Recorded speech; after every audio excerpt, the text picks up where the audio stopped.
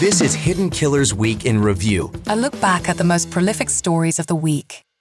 This is the Hidden Killers podcast with Tony Brueski. Featuring author, psychologist, and daily contributor, Siobhan Scott. Everybody's going, how did mom allow this? And that's the big question. Why did she allow it? Yeah. But was she not viewing it as she was allowing behavior? Was she viewing this as like, well, this is normal? This is, is that why it's so weird to the rest of us? You do see sometimes in these cases where the mother was raised in a home with the same kind of behavior going on. Mm-hmm. Maybe she had a history of being victimized by her father or an uncle, and they just sort of have this internal, their radar is off. They just don't see it the way the rest of us see it. And yet they know it's technically wrong, so they keep this deep, dark secret just to keep the whole system going. It's like a more extreme version of, well, when I was a child, I survived this or that, so it's okay. I mean, and then it's justified. And I'm not talking about any of that being okay. But you see it sometimes on lesser things, if you will. Well, I got spanked when I was a kid, so it's okay to spank my kids, something like that. Yeah. But if I was sexually abused by so-and-so at this age, I'm okay. So I can't imagine thinking like that and like going, it's okay. Especially if, you know the impact that it had on you directly. But I mean, do some people get into adulthood and not realize the horrible negative impact that it's had on them, that they feel that it's exactly. okay? They don't see it that way. And there's evidence in the way Stephan was talking about this that's come out in some of the interviews.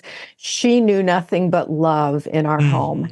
And so they groom the victim by convincing them that this is a loving form of expression, okay, which we look at that and it just makes our skin crawl. But they can teach children that I'm doing this with you because we have this special bond and I love you so much. Yeah. And so you may have a mother that buys into that distorted belief because she grew up with something like that. I can't tell you how many sex offenders will say, and these are not the sadistic kind, but that they love this child. And they'll say, oh, well, we were only playing games and she enjoyed it. And it's completely warped. But, and these are people, again, that present like normal people in their daily lives. Nobody knows that this is their crazy way of thinking and framing things, but they can convince children that this is about love. Do groomers always know they're grooming someone, or sometimes is it just like so ingrained because maybe it happened to them that is how they think love is, or whatever they're calling it? Obviously, I'm sure many know it's wrong, but I do wonder sometimes, like in Jen's case, that she doesn't realize that it's wrong. I would imagine Stephan knew it was wrong what he was doing. Yeah. But sometimes are they just so warped in their mindset that it doesn't play that way of like, this is really wrong. It's like, oh, this is how I was shown love too. They have an incredible ability to rationalize. And do they believe their own story? I think sometimes they do, even though they know that society is not going to look at it that way. What they tell themselves over and over and over is, well, this is good in our case.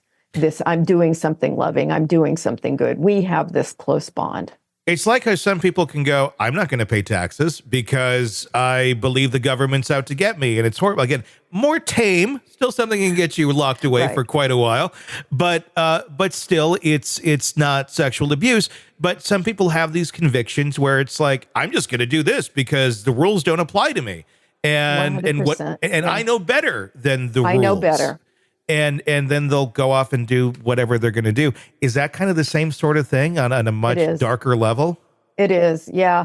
A few decades ago, a guy named Stanton Samanow, who was a forensic psychologist, he wrote an incredible book. It was groundbreaking at the time, called The Criminal Mind. And it really goes into the different ways that people who do these kind of things and commit crimes and rationalize it, how they twist reality and the distortions in their thinking. And I think that's what you're seeing with a lot of pedophiles. Can you get that twisted back the other way? I mean, the pedophile thing, I think if you're thinking that way, you're fucked. Like you're done. There's no twisting that back. But is there ways of people who rationalize things in such bizarre ways, do they ever take a step back and go, how did I think that way? How did I think that this was okay? Or is it once you've gone down that road, you're down that road? I think you can work pretty effectively with teenagers. I used to work in one of the forensic programs was with teens who had committed some pretty bad crimes. And so that was that was actually when we were using Stan Manow's book. We were really working on targeting the thinking errors, the cognitive distortions that they had. And you could see a shift. By the time somebody is into their 20s, into their 30s, it's more apt that they're going to learn to play the game and give the clinician back what they want to hear because they can read, what's the right answer here. So I'll say the right answer. But that's certainly what happens in forensic institutions where treatment is done, is you're trying to get into the thinking process behind the behavior and just, be very confrontive about it. This is why you're in jail, or this is why you're locked up, because of the way you think. And can you get them to dial that back and at least learn something? Obviously, we only know what we know about Jen Soto from what we've seen in interviews and such. Where do you think her mind is right now, if you were to speculate on that? I mean, do you think she realizes the errors of her ways of being with someone like this? Or is she still in that kind of a victim state, do you think, of what I was doing I thought was right? I mean, I suppose it will very much depend on what all these charges end up being if she ever does get charged. Yeah. My guess is she's terrified. Her world as she knew it is completely crashed and burned, and who knows what charges she's looking at. Is she grounded in reality enough to even be thinking that way?